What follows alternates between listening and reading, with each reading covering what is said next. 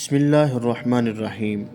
ماہ رمضان المبارک کی اہمیت اور فضیلت۔ روزہ ایک عجیب عبادت ہے کہ انسان روزہ رکھ کر اپنے ہر کام کو انجام دے سکتا ہے۔ روزہ رکھ کر صنعت و حرفت، تجارت و زیارت ہر کام بخوبی احسن کر سکتا ہے۔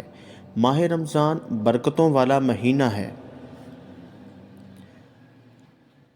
اور اس ماہ کی عظمت کا اندازہ اس بات سے لگایا جا سکتا ہے کہ قرآن مقدس کا نزول اسی پاک مہینے میں ہوا۔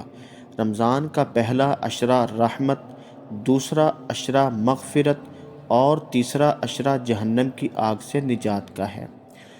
جب رمضان المبارک کا چاند نظر آتا تو آپ صلی اللہ علیہ وآلہ وسلم فرماتے تھے کہ یہ چاند خیر و برکت کا ہے، یہ چاند خیر و برکت کا ہے، میں اس ذات پر ایمان رکھتا ہوں جس نے تجھے پیدا فرمایا۔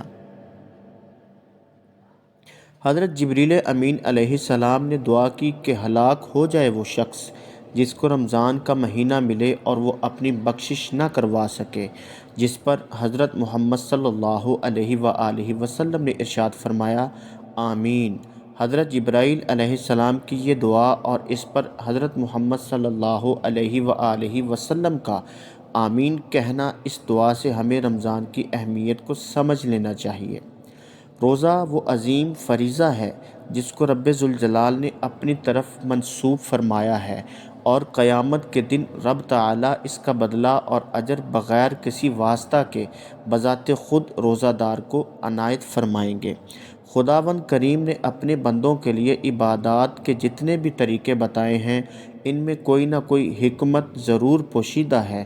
نماز خدا کے وصال کا ذریعہ ہے، اس میں بندہ اپنے معبود حقیقی سے گفتگو کرتا ہے۔ یعنی روزہ بھی خدا تعالیٰ سے لو لگانے کا ایک ذریعہ ہے۔ حدیث مبارک میں ہے کہ رمضان شہر اللہ، رمضان اللہ تعالیٰ کا مہینہ ہے، جس سے پتہ چلتا ہے کہ اس مبارک مہینے میں رب ذوالجلال کا خصوصی تعلق ہے، جس کی وجہ سے یہ مبارک مہینہ دوسرے مہینوں سے ممتاز اور جدا ہے۔ حضرت جابر بن عبداللہ رضی اللہ تعالی عنہ سے روایت ہے کہ حضور کریم صلی اللہ علیہ وآلہ وسلم کا فرمان ہے کہ میری امت کو ماہ رمضان میں 5 چیزیں ایسی عطا کی گئیں جو مجھ سے پہلے کسی نبی علیہ السلام کو نہ ملی۔ پہلی یہ کہ جب رمضان المبارک کی پہلی رات ہوتی ہے تو اللہ تعالیٰ ان کی طرف رحمت کی نظر فرماتا ہے، اور جس کی طرف اللہ تعالیٰ نظر رحمت فرمائے اسے کبھی بھی عذاب نہ دے گا۔ دوسری یہ کہ شام کے وقت ان کے منہ کی بو جو بھوک کی وجہ سے ہوتی ہے، اللہ تعالیٰ کے نزدیک مشک کی خوشبو سے بھی بہتر ہے۔ تیسری یہ کہ فرشتے ہر رات اور دن ان کے لیے مغفرت کی دعائیں کرتے رہتے ہیں۔ چوتھی یہ کہ اللہ تعالیٰ جنت کو حکم دیتے ہوئے ارشاد فرماتا ہے، میرے نیک بندوں کے لیے مزین ہو جا، ان قریب وہ دنیا کی مشقت سے میرے گھر اور کرم میں راحت پائیں گے۔ پانچواں یہ کہ جب ماہ رمضان کی آخری رات آتی ہے تو اللہ تعالیٰ سب کی مغفرت فرما دیتا ہے۔ رمضان کے اس ماہ کی ان تمام فضیلتوں کو دیکھتے ہوئے مسلمانوں کو اس مہینہ میں عبادت کا خاص اہتمام کرنا چاہیے اور کوئی لمحہ ضائع اور بیکار جانے نہیں دینا چاہیے۔ اس ماہ مبارک میں ایسے انداز میں عبادت کو فرض کے طور پر متعین فرما دیا گیا ہے کہ انسان اس عبادت کے ساتھ اپنی تمام ضروریات و حوائج میں بھی مصروف رہ سکتا ہے اور عین اسی خاص طریقہ عبادت میں بھی مشغول ہو سکتا ہے۔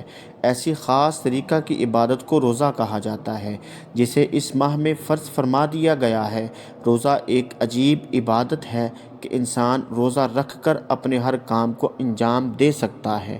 روزہ رکھ کر صنعت و حرفت و تجارت و زیارت ہر کام بخوبی احسن کر سکتا ہے، اور پھر بڑی بات یہ کہ ان کاموں میں مشغول ہونے کے وقت بھی روزہ کی عبادت روزہ دار سے بے تکلف خود بخود صادر ہوتی رہتی ہے، اور اس کو عبادت میں مشغولی کا ثواب ملتا رہتا ہے۔